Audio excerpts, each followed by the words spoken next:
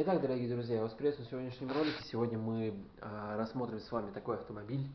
Давай-ка сегодня мы рассмотрим Volkswagen Polo с мотором CFNA, который, собственно говоря, у нас идет с 2012 года. Да, этот мотор идет у нас с 2012 года, точнее не с 2012 года, а по 2012 год. И после 2012 года у нас уже идет там не мотор CFNA, а идет у нас мотор, этот, как он называется-то, я забыл.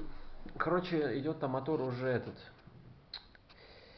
не знаю, как называется, но там по факту тоже 1.6, естественно, но уже другой генерации. И считается, что у него уже нет этих проблем, которые есть на моторе CFNA. Какие есть проблемы на моторе CFNA? В принципе, мотор вообще беспроблемный, как бы, ну, ездит да ездит. Есть у него одна такая насущая проблема, это стучащие там, я не знаю, что, клапана, не клапана, короче, как сказать, они стучат у всех, в принципе, то есть у кого-то просто меньше, у кого-то больше. В основном эти, как бы, ну, этот стук проявляется в основном на холодную. Когда ты машину холодной заводишь, у тебя, да, у тебя прям этот стук очень сильный, и потом, когда машина прогревается, он уже, ну, в принципе, не то что почти прям уходит, да, он как бы сохраняется, но становится, естественно, меньше. Этот стук никак не убрать, да, его, я даже не могу сказать, что он становится меньше при замене масла. На самом деле, вот я масло меняю раз, опять же, я говорил в одном из видео, раз в 4-5 тысяч, и как бы у меня такого нету, допустим, да, чтобы там машина как-то меньше стучала и так далее. Как она стучит и на 5000, так она стучит и когда ты только поменял. То есть разницы вообще почти никакой нету.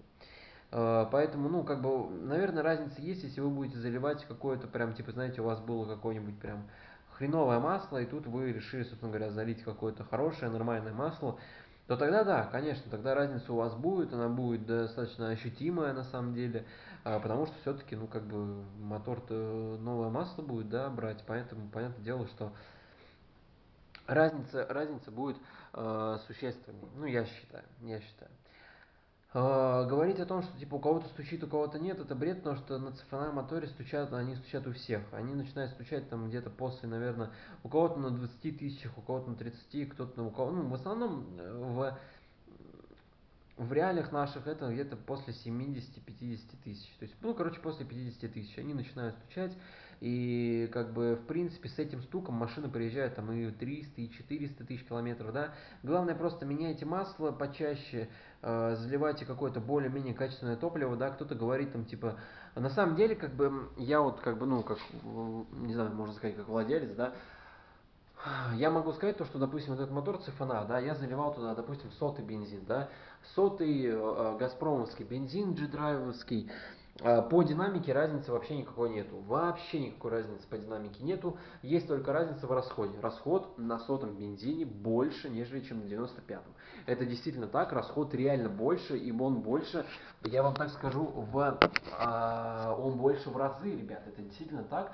Он больше где-то, ну, вот у меня, ну, по трассе, да, вот я ехал в летний период по трассе, у меня получился расход на сотом бензине, полный бак сотого бензина, там даже, не знаю, ну, может быть, типа там бак, по-моему, что-то литров 50, может быть, там, не знаю, литра 3 было, 95-го G, остальной весь, этот, как его, или там, я не помню, сколько бак, ну, короче, ну, из 100%, наверное, процентов 5 там было только 95-го G, потому что я уже на лампочке, там, помню, несколько дней проездил, только потом залил сотый, вот, и так, в принципе, было все неплохо, но, типа, расход реально был где-то в районе, динамики никак не прибавилось, но расход в районе, так у меня по трассе 5,5, так было 6,5. То есть, действительно, это так, и прям это, ну, не очень, так сказать, приемлемо.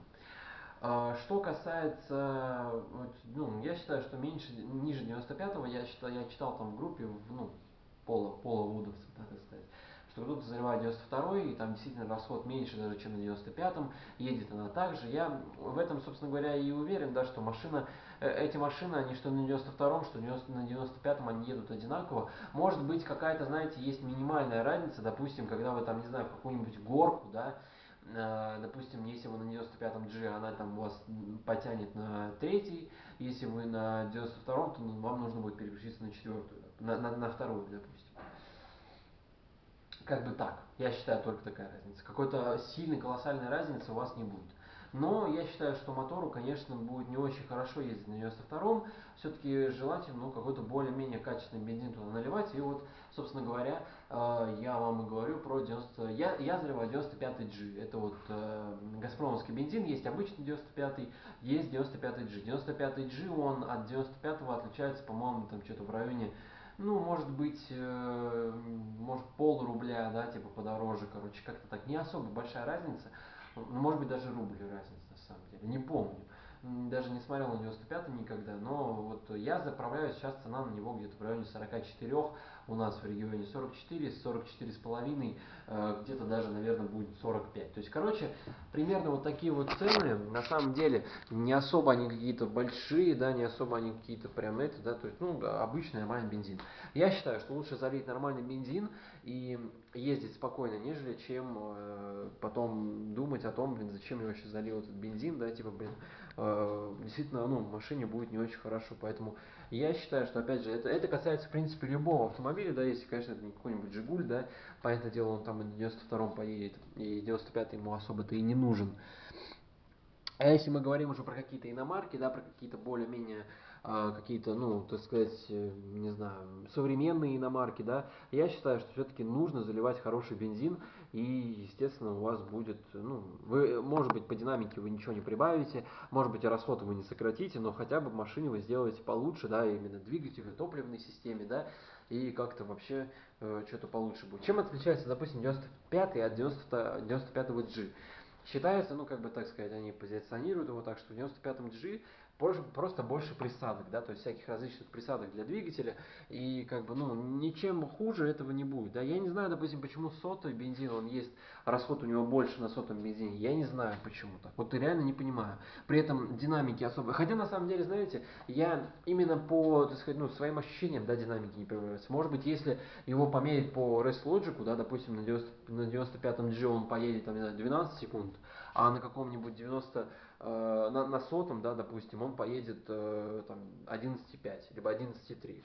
Просто при таком разгоне, да, как вы понимаете, в 11 секунд вы особо разницы сильной не почувствуете, потому что, ну, у вас реально не будет какой-то сильно большой разницы, понимаете, да, то есть именно в разгоне, да.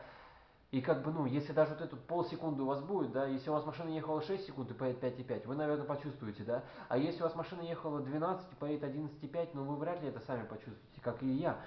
Поэтому, возможно, да, на сотом едет пободрее, но по расходу как бы реально больше. Расход реально больше, я не понимаю почему. Как бы можно, конечно, так считать, да, я не знаю, вот напишите в комментариях, кстати, как вы считаете. Может быть, все-таки, допустим, там там, не знаю, раз в 3 месяца все-таки стоит заливать сотый бензин на пустой бак, дабы как бы топливную систему прогнать на сотом, да, потом опять возвращаться там на свой 95-й G. Но я не знаю, на самом деле, полезно ли ей, допустим, этот сотый бензин. Вот реально полезен ли он ей или нет. Как бы, если да, то, конечно, почему бы и нет, там разница на самом деле не особо большая будет получаться. Вот. А если не полезен, то, ну, тогда, конечно, смысла нету, если он абсолютно тот же самый, что 95-й G. Но я думаю, вы уловили суть того, что я вам хочу донести. Вот, мы, так сказать, плавно переместились об обсуждении Volkswagen Polo, переместились на, собственно говоря, как его, на бензин, да. Ну, что не поделаешь, собственно говоря, вот так вот мы и переместились. Давайте посмотрим, сколько у нас там идет ролик. Ролик у нас идет уже скоро, кстати, ребят, конец. Короче, вот примерно я что хотел, то сказал вот в этом ролике. Имеется в виду в плане бензина, в плане вот этого вот всего, вот, что вот касается вот этого. Ну, короче, я думаю, вы меня уловили, вот это все, что я хотел вам сказать. Также по Volkswagen Polo, по ходовой никаких нареканий тоже нету, да, то есть никаких каких-то болезней у него. Ну, рулевая рейка, да, как бы можно сказать, ну, на самом деле особо, это очень редкий случай, что что-то случается с рулевой рейкой. Я не знаю, где на нем надо было бы ездить, чтобы там что-то случилось, но иногда да, иногда есть, ну, ребят, вообще даже не думайте про это. Машина надежная, реально хорошая. Главное, просто меняйте, если у вас мотор ЦФНА, да и даже если у вас обычный мотор. Я опять же, я уже записывал ролик по поводу, я с вами уже обговаривал по поводу масла. Я думаю, естественно, скоро тоже будет опять этот ролик. Я уже там все говорил по поводу масла, по поводу замены масла, да. И я еще раз повторю здесь вкратце, что на каждом моторе, на каждом, на любом, хоть у вас 5.5 AMG, хоть у вас 1.6 ЦФНА, меняйте масло до 5000 километров. То есть вот вы 4500 проехали, все, записывайтесь на замену масла, да, там пока запишитесь, пока туда доедете, у вас уже будет 4700, 4800. Я считаю, что до 5000 нужно менять масло. До 5000 поменяли, все будет у вас круто. Если, конечно, ну да, в крайнем случае, допустим, если у вас нет времени, или вы куда-то уехали, или что-то еще, да, то ну 6 там тысяч, 6500, ну до 7 это прям предел, реально. Вот 7000 уже крайняк нужно менять масло. И также я считаю, что если вы купили автомобиль, и вы не знаете прошлое, ну когда меняли масло, как бы у вас вроде бы это есть какая-то история, да, но непонятно вообще, типа, что, кого там вообще, как его меняли-то вообще, да, где его меняли, какое масло заливали, да, как бы, ну непонятно, действительно, согласитесь, машина с пробегом непонятно. Я считаю, как бы я вот так буду, ну, и делаю, и буду делать, замена масла, то есть вы купили машину, у вас там такой-то пробег, вы поехали, сразу же поменяли масло, залили какое-то масло, да, может быть какое-то подешевле масло залили, да, ну не суть, да, какое-то более-менее адекватное масло в идеале, масло с каким-то свойством промывки, допустим, как ликвимоль или так далее и тому подобное, вы это залили, промыли свой двигатель, проехали буквально 1002, то есть до 2000 максимум, да, и по сроку, естественно, тоже не как-то там вы там полгода ездите на этом масле, да, то есть, ну, хотя бы там за месяца два вам в идеале нужно это проехать, да, и, собственно говоря, вы поехали и снова поменяли масло, уже на свое нормальное обычное масло, которое вы хотите заливать в этот двигатель, вы его налили и проезжаете уже свои 5000, то есть, тем самым вы как бы промыли двигатель после тех масел, непонятно, что там было, когда его меняли, вы промыли двигатель, это вот идеально вообще, ну, вариант, да, и, собственно говоря, может быть, даже два раза, если вам позволяют финансы, да, позволяет время, то, конечно, вы можете проехать 2000, поменять масло, опять залить это же масло, опять проехать 2000 и снова его поменять, дабы прям двигатель максимально прочистился. Вот, это было бы круто. Вот. Ну, на этом, ребята, я думаю, мы будем с вами, естественно, заканчивать. Так что подпишитесь на канал, поставьте лайк этому видео, напишите свой комментарий, положительный, не положительный, обязательно напишите свой комментарий. А на этом я с вами прощаюсь. Всем удачи, ребята, и всем пока.